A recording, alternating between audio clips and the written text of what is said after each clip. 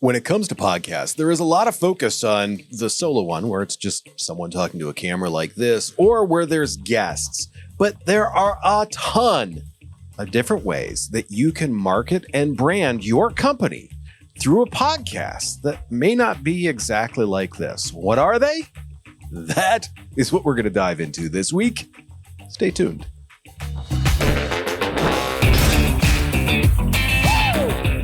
Thank you for tuning in this week. So excited you are here. Do me the favor, like, the follow, the subscribe. By all means, please leave a review while you're listening to this. Would be hugely helpful. Any comments, would love to hear what you guys would like to hear about. We're diving in, and there's all sorts of different ways to do a podcast besides just the, hey, I'm going to sit here and talk to you about stuff and educate you, or the interview style. That is a bulk of a lot of podcasts, but especially when it comes to branded podcasts, there are a ton of other great ways that you can do things and work with things that are maybe a little bit outside the norm that might fit your brand a little bit better. One of the first ones that we're going to get into here, narrative storytelling. This is kind of like brand journalism, talking about like, you're going to create the stories that are related to your brand or your brand's industry. A couple of ways that you could do this is, one is a lot of companies, especially older ones, have very interesting histories on how they were founded, the struggles they went through, the principles that are behind the things that happen. Those can make great stories. Now, once again, we talk all the time about how making sure something is the right fit for your brand, your host, all of those things. It doesn't fit with everything. But this is a great way to talk about like the history of your brand. And you can work in those details about like, hey, our founder believed that success is a shared thing. And to this day, we hold that core value very strongly. There's those types of things that you can work in for the branding aspect of it. So many companies have interesting stories in the way they started and the way they came to be. So covering that is huge. The big piece with that, it's emphasize, you need to put the emphasis on that authentic storytelling rather than like product promotion. You don't want to constantly be talking about like, hey, our founder looked at this, but by the way, you can order that today on our website for only $19.95. People are going to lose interest on that. We talk all the time about how podcasting is just this, it reaches people because it's authentic, and you need to stay authentic with your storytelling on this. Make sure that you are telling that good story. What are some examples of like what would be the narrative storytelling, like part of a podcast? Well, let's say a tech company, they can talk about so many things with this, like where their technology evolved from, what it evolved out of. When you look at the evolution cycle of technology, there's so many interesting pieces to that. There's so many interesting stories to that. Talk about a history of the internet. If you're a software as a service company, or if you're a company that helps with SEO, any one of those things that's like internet based, you can talk about the history of that, work that in there. And that will, a couple of things. First off, it puts your brand out there. Second off, it shows that you're an expert in this. You can tell a story if you're an expert. If you're not an expert, it's tougher to tell that story. Another thing, a travel agency. Share stories of like different cultures. Do like a history of a certain culture. And then say, look, here's how this started. Here's where they're at today. It's a great place to visit. By the way, we know a travel agent that you should use for that. Those are the types of things that can pan out and work very, very well. The other thing that would be, just phenomenal to do is one that, we've done video series on this, but a nonprofit highlighting like the impact of their work.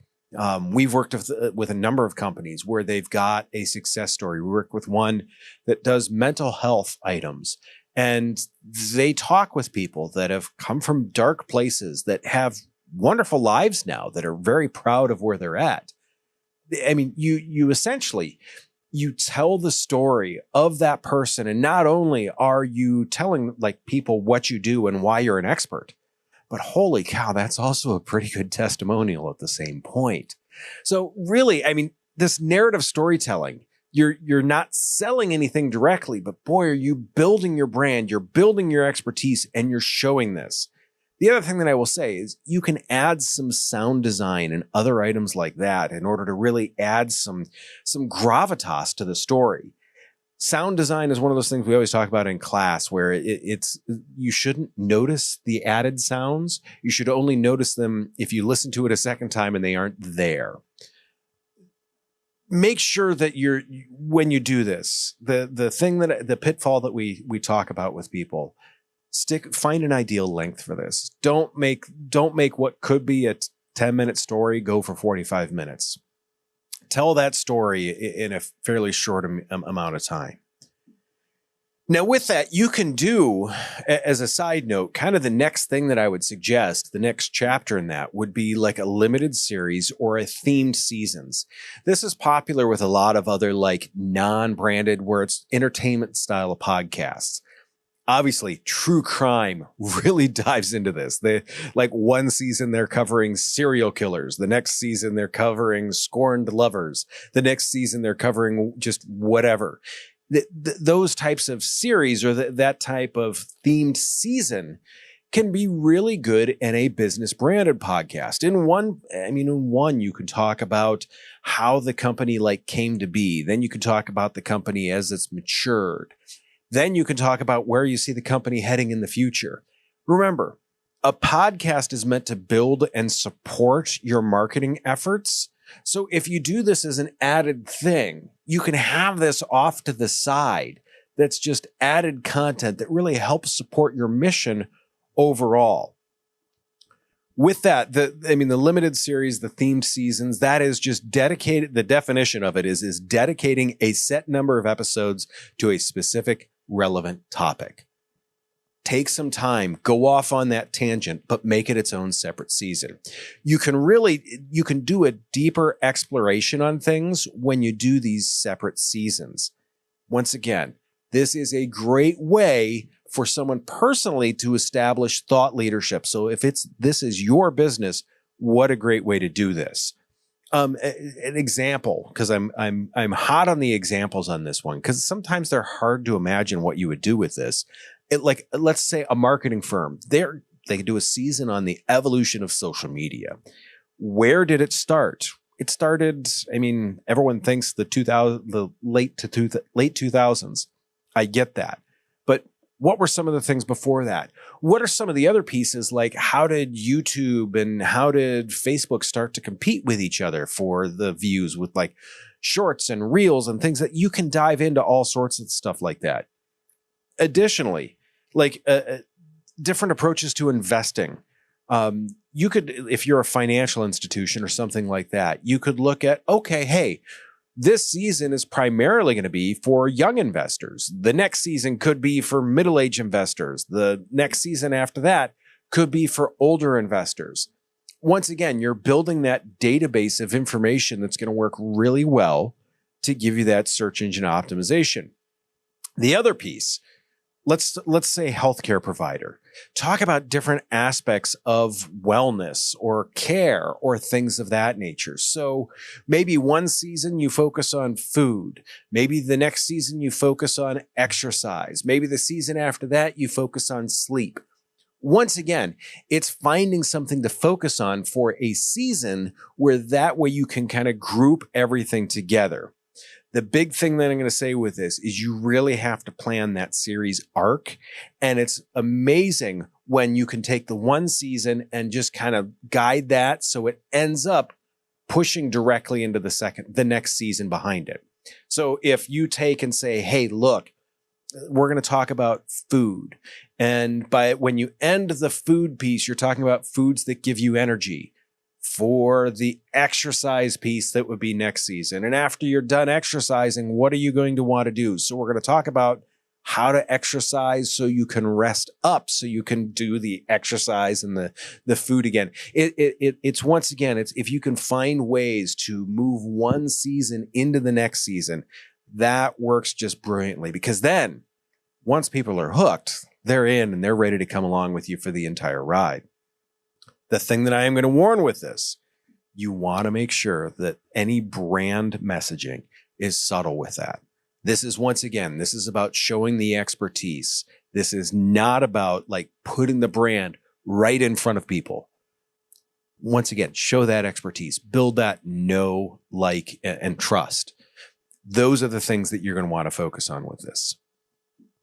Now let's go ahead and take a left turn, because as we work into this next piece, we are going to talk about panel discussions with industry experts. Panel discussions are sometimes things that can get kind of tough, especially when they're a remote podcast and you've got 4 people across the country. And of course, inevitably, everyone's going to start talking at once, and then everyone's just going to sit there and look at each other. This is where some of the editing comes in.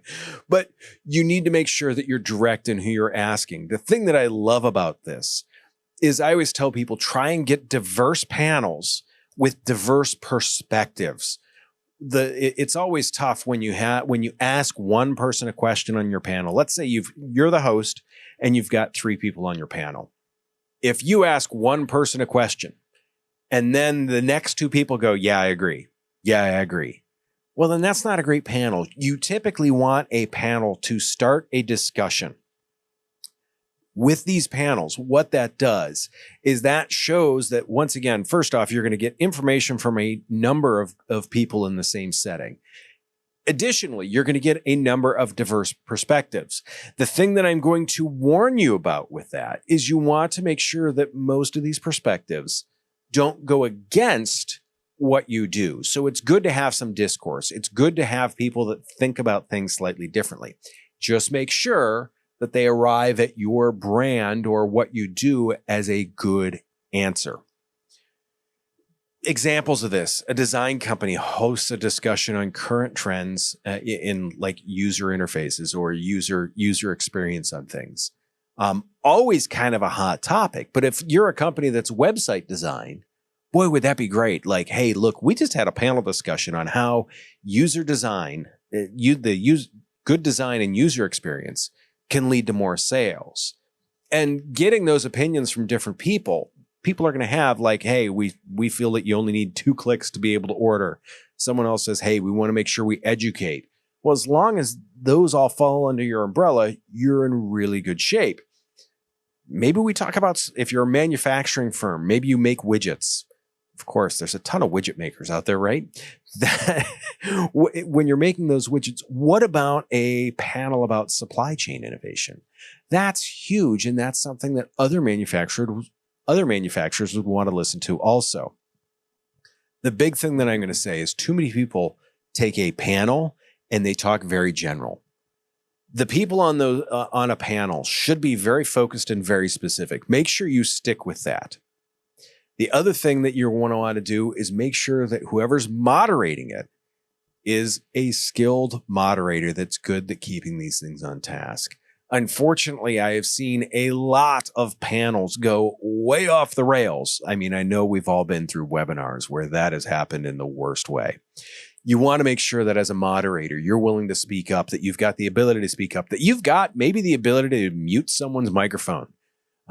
Maybe they're yapping too much. Maybe they're just making a noise in the background.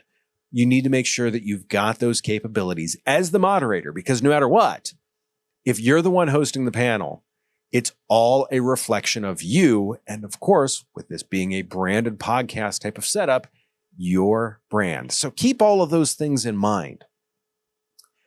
Something else that's kind of cool that is one that I like in a lot of cases where people make widgets or design things or whatever.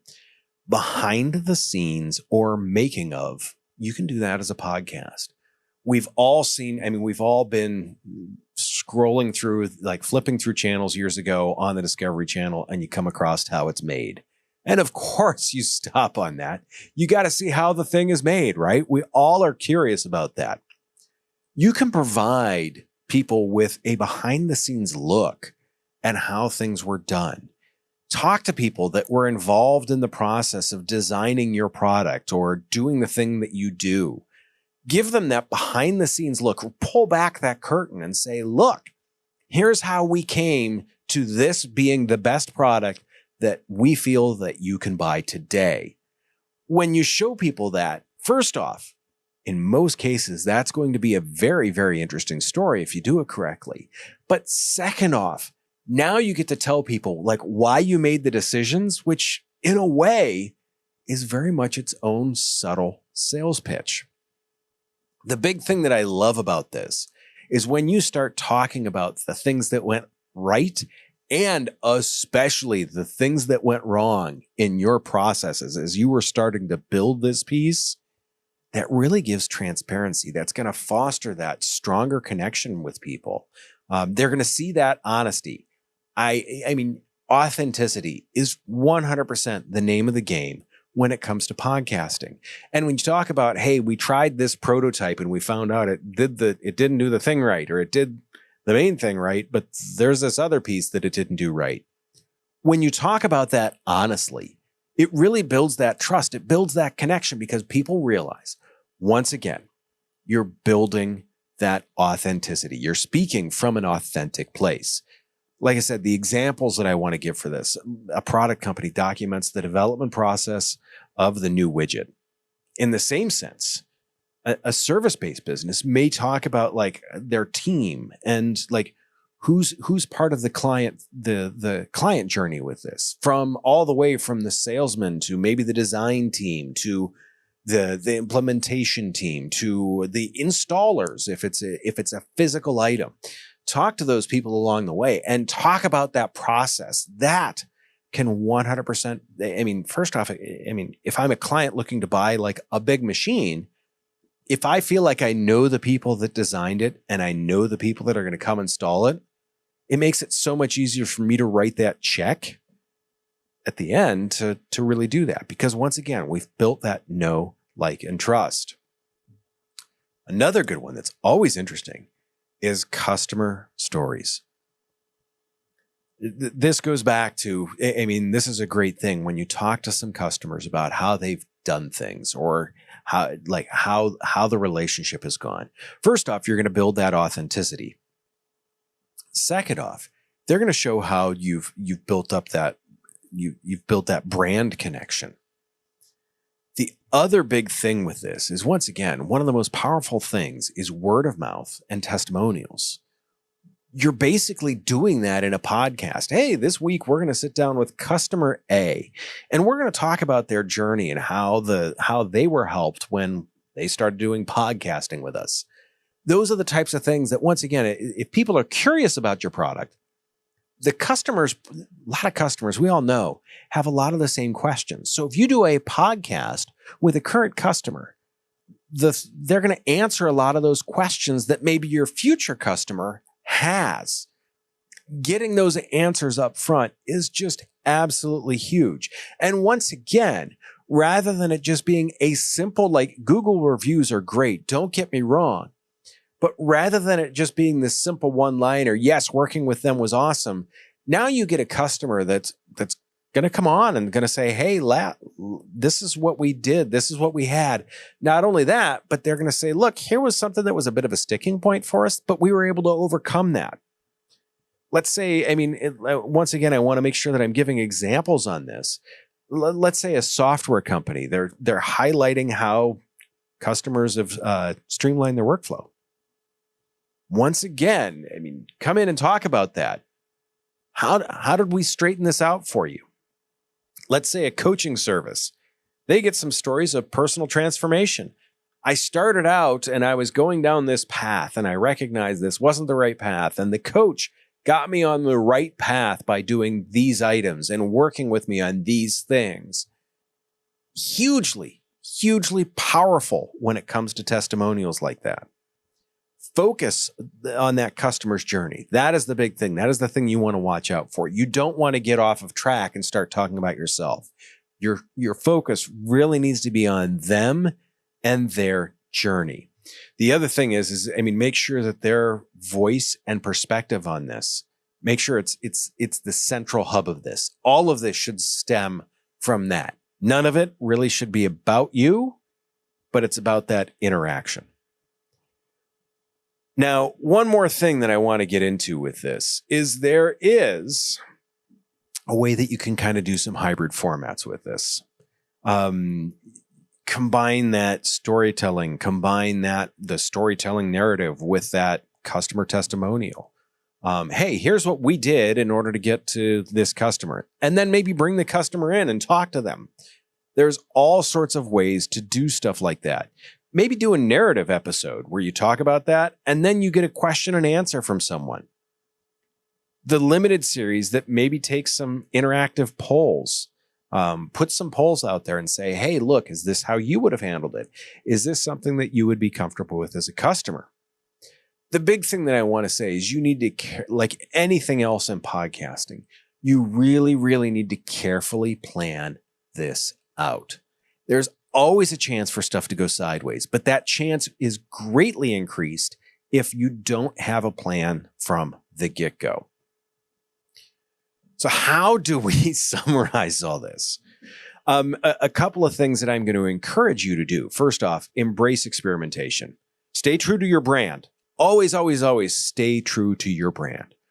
But embrace experimentation. Try some new things with stuff. Make sure that you are delivering value and engaging with your audience. Once again, every week that I show up here, I want to make sure that I'm educating you. This week, we're talking about different formats that your podcast can take. Maybe you're thinking right now about how you can bring another piece in, but make sure you are still focused on adding value to everyone's day. Don't be afraid to learn and iterate. Small changes make a huge difference. The example that I always like to give to people is the Porsche 911. That car is just every generation gets a little bit different. There hasn't been like big changes. If you look at a Porsche 911 from 40 years ago to one today, you can kind of tell that they are the same car. If you look at a Ford pickup truck from today and a Ford pickup truck from 40 years ago, there's not really any design elements that have stayed. There's big changes with that. You can do that iteration and get better every single time. The other thing that I like, I said this last time, compare it to weightlifting. Small changes every single time are what add up over time to make huge jumps. A word of caution, consider your resources and production capabilities. Make sure that A, you are going to stay on track with these items, and B, that you have the time and production capability to execute on them. If you don't have time to write the story, don't just sit in front of the microphone and try and riff it. It's not going to work. Make sure that you've got those items laid out and make sure you've got the time to lay those out in front of you. The future to me of branded podcasting is creative. There's a creative space here. Make sure that you're poking your head in different doors so that way you can find where you fit in this creative space. Now, I find it ironic that the last thing that I talked about here was how the future of podcasting is creative. Next week, I want to make sure that you tune in because we are talking about what we see that is really in the current state of podcasting that is giving us some really big hints to what is in the future. And of course, what you should be looking at to make sure your podcast is relevant well into that future.